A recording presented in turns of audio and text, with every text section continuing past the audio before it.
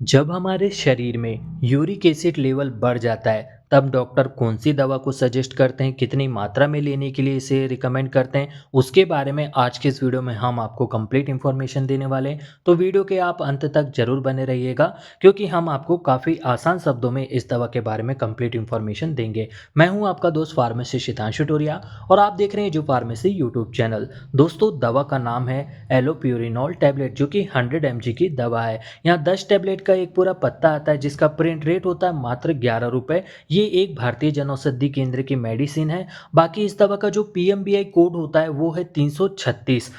अब इसमें एक बात आप नोटिस करेंगे दोस्तों, दवा का कोई भी ब्रांड नेम नहीं है, सिर्फ कंपोजिशन के जरिए ही ये जो दवा है आपको जनौषधि केंद्र पर उपलब्ध हो जाती हैं। क्योंकि हम सब जानते हैं जनौषधि केंद्र में कोई भी ब्रांड नेम नहीं चलता है। यूज़ को अब हम इसके समझ लेते हैं डिटेल से। तो allopurinol tablet enzyme inhibitor class की दवा होती है जिसका सबसे प्रमुख इस्तेमाल बढ़े हुए ब्लड यूरिक एसिड लेवल को कम करने के लिए किया जाता है, जैसे गाउट या गठिया की समस्या में। इस कंडीशन में यूरिक एसिड क्रिस्टल्स हमारे जॉइंट में जम जाते हैं। हाई यूरिक एसिड लेवल होने पर जोड़ों में काफ़ी तीव्र दर्द भी होता है। बाकी ये जो दवा है इसका इस्तेमाल किडनी स्टोन की दिक्कत में भी किया जाता है, जो कि अगर यूरिक एसिड के जमने की वजह से किडनी स्टोन हुआ हो तब इसे देने पर बहुत ही अच्छा लाभ मिलता है। वहीं कैंसर पेशेंट में जब कीमोथेरेपी के दौरान यूरिक एसिड लेवल बढ़ जाता है तो उसे भी कम करने के लिए इस दवा को रिकमेंड किया जाता है।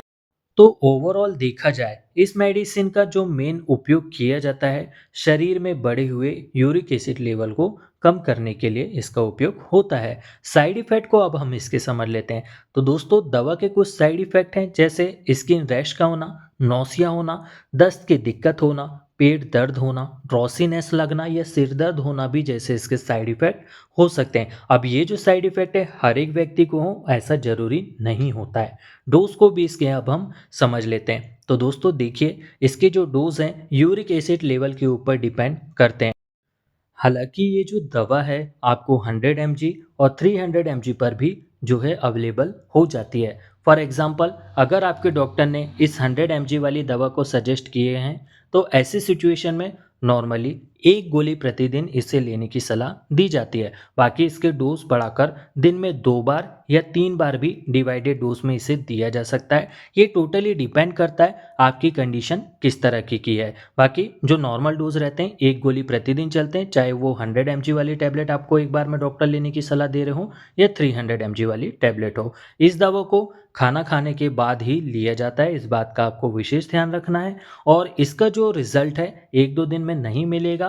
इसे थोड़ा लंबे समय तक डॉक्टर जो है सजेस्ट करते हैं जिसकी सहायता से हमारे शरीर में धीरे धीरे करके जो यूरिक एसिड लेवल बढ़ा है उसे कम किया जा सके।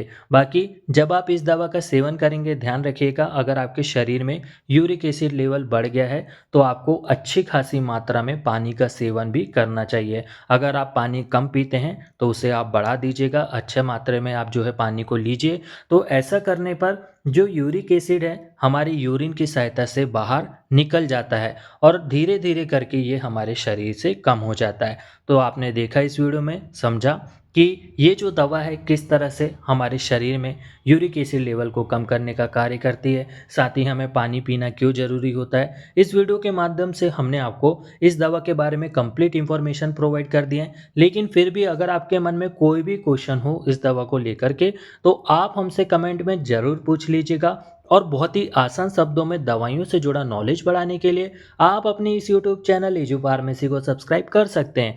जल्दी मिलते हैं अपनी नेक्स्ट वीडियो पर। जय हिंद, जय भारत।